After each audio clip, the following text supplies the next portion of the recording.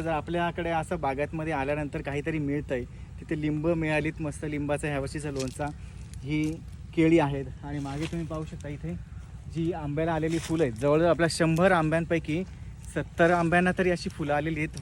वयवर्ष आहेत त्यांचे 5 वर्ष.